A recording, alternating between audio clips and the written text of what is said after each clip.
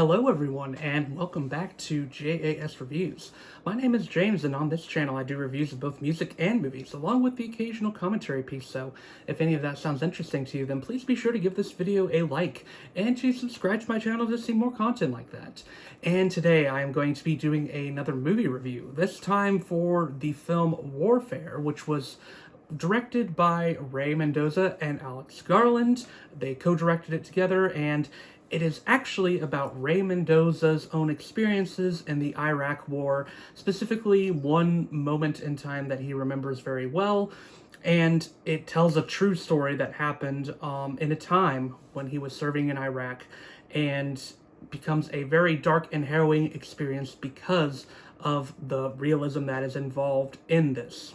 So yeah, as I said, this is about an Iraq War veteran's experience in the Iraq War and what happened during this specific moment in time that he remembered very well because of the traumatic experience that it was.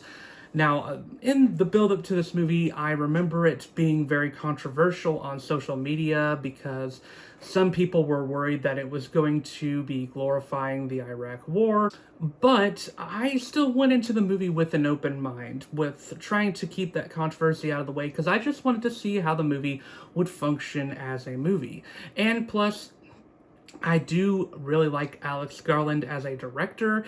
He was actually under some controversy for a war movie he released last year in Civil War, which actually turned out to be not a war movie at all, but instead a movie about, well, not strictly a war movie, I should say. It was more a movie about the press documenting a war, a fictional war in this case, and what that experience would be like, and it sort of had a commentary about how we portray war and if there can be some consequences in going after these traumatic events, trying to get the perfect shot. So it's interesting to see this movie being criticized for being decidedly more explicitly political because it was about an American soldier's experience in the Iraq War, and I thought it was just interesting to see him being called out for different reasons with these two. But yeah, like I said, I did want to go into this movie just trying to see how it would be as a movie, while not necessarily shying away from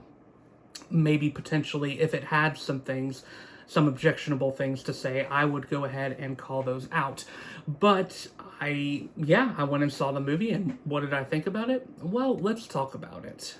So, this movie, sort of like, I would say, Civil War, but maybe not quite as much. It actually doesn't really commentate much about the war itself. It doesn't really take a side in the war. Instead, it just overall has a point, which I feel like a lot of war movies do have this point, although there are definitely some that take sides more than others.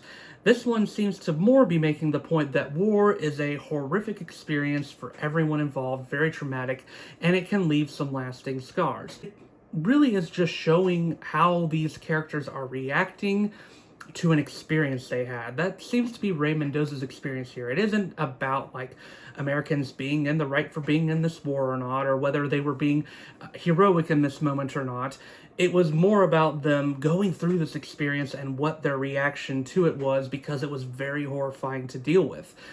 And I think from that perspective, the movie does what it does very well. I actually found this to be a very powerful watch, and I found it to be rather haunting as well. This is not an easy movie to watch, and I feel like that you could say that about a lot of war movies, but I think the fact that a veteran of this war, who was actually there, boots on the ground experiencing it, is talking about it here and talking about his own experience, it becomes that much more realistic. I just want to come right out and say that I think the cold open of this movie is one of the best cold openings I've seen in recent memory.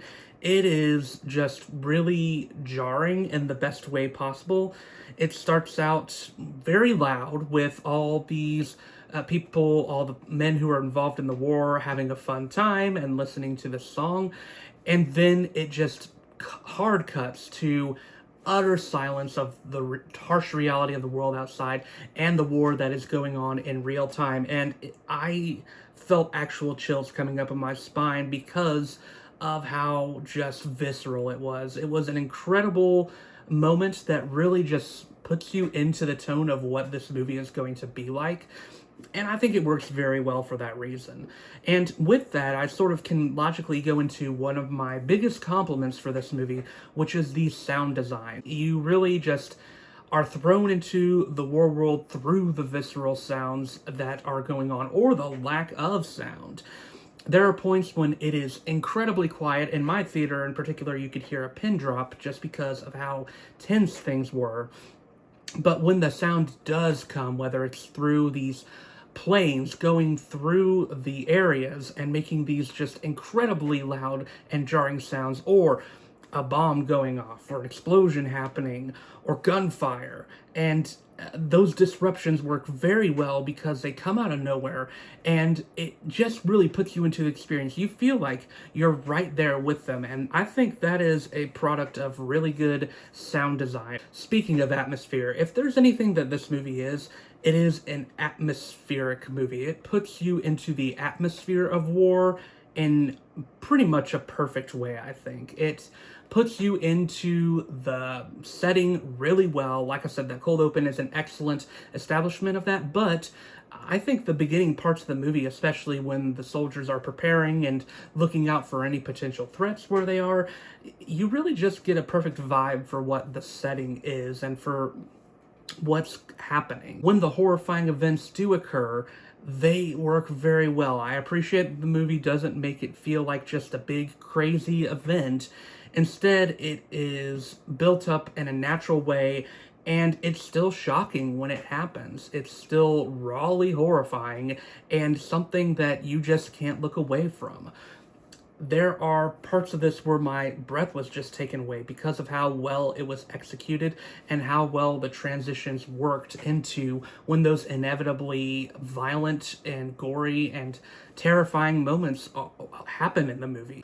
I also think all the performances were pretty solid in this movie. Now, I'm not going to say there was necessarily anything mind-blowing here in terms of performances, and we'll get into that a little bit with my critiques that I have for this movie. But at the same time, I don't think this movie was really having the intention of being a performance piece. I don't blame Ray Mendoza and Alex Garland for having that in mind, because this movie didn't really need to be one. It just needed to be about these people and their experience in this very horrific time that they were dealing with. And I think from that perspective, it works. And I think it does make you sympathize with the characters in that regard. These characters do have some good actors putting on performances as them. I think, actually, Woon-A-Tai is pretty great as Ray. He's one of my favorites here. And of course, he's effectively the main character because Ray is the one directing this movie. And I think he does a good job at playing this character in a very balanced way. You see that he is someone who's definitely very tough, and he definitely has the most character development here. He's the one that I feel like we know the most about, but he's very tough and he's very determined in reaching the goals that the rest of the military has set out. He cares about his fellow comrades that he's with. He cares about rescuing them when they're in danger, and he wants to make sure to try to keep people on track as he possibly can, and he's just fiercely loyal. Whenever one of his fellow troop members gets injured, he wants to help them whatever he can. I also thought, and this isn't surprising, Will Poulter was reliably great as Eric. He had the most interesting and surprising character change in the movie, I think, as at first he was the more confident and assured leader, although you could definitely tell that he was nervous in this moment because, like the other troop members here, he is rather young, all of them. I think what hits you the most in this movie is that all these characters are very young, and they're stuck in this war where, these young lives could just easily be lost, and it would be such a huge tragedy. But I think he plays his character well, and I think he does a good job at highlighting subtly his insecurities, but also the fact that he knows that he has to take charge and that he has to lead his troops to whatever mission they are on. I really liked what he did with his performance. Cosmo Jarvis was also great as Elliot. I loved him in Shogun, and he's continuing to prove here that he is a great actor with so much potential. I think that his character might be a little one note, but I think it's okay. I think what they do with him is good as a battle-hardened sniper. And yeah, well, like I said, it might be a little one note. I think he nails it. And I found him to be very likable throughout. I found him to be very interesting. I think that probably the character besides our main one that gets the most development is Kit Connor as Tommy. Now, he might be a little cliched as like the rookie of the group, and obviously he's much more naive to what's going on compared to everyone else, so he is maybe affected by it a little more than everyone else, debatably.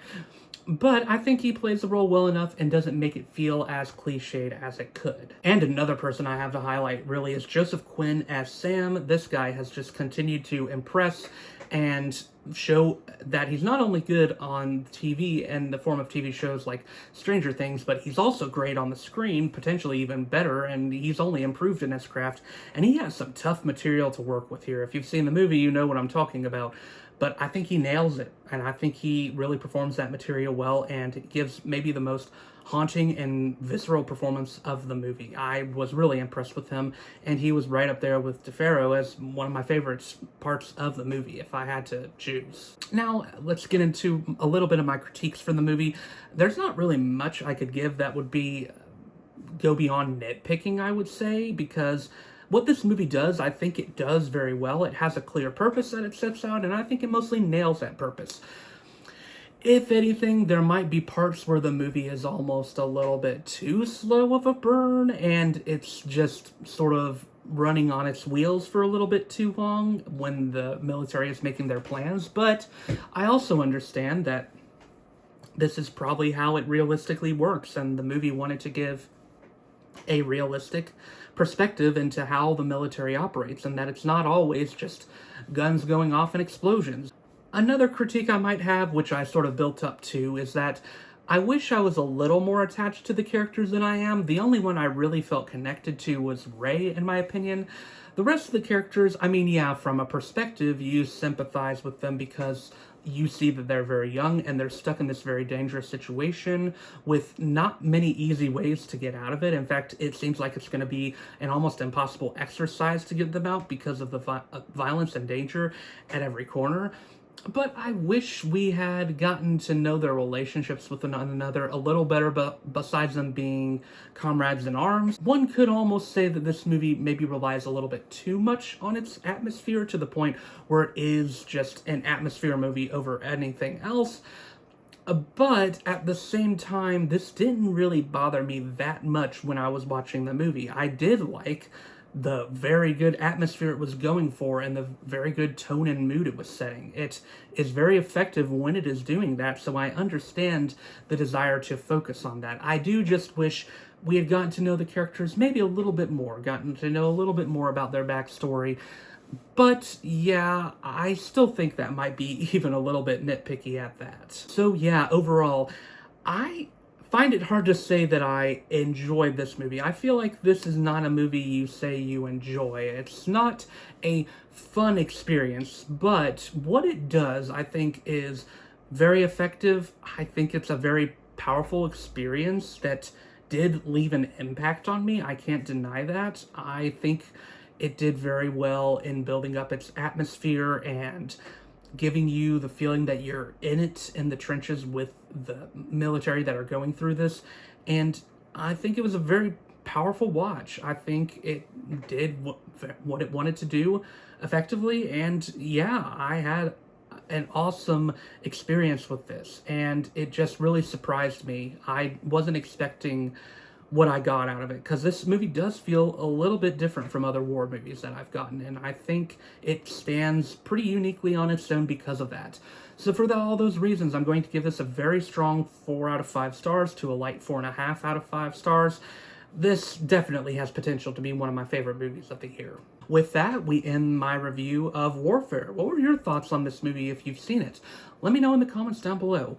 And once again, my name is James, and I do reviews of both music and movies, along with the occasional commentary piece. So if any of that sounds interesting to you, then please leave a like on this video and subscribe to my channel to see more content like that. But until then, I will see you on the next video.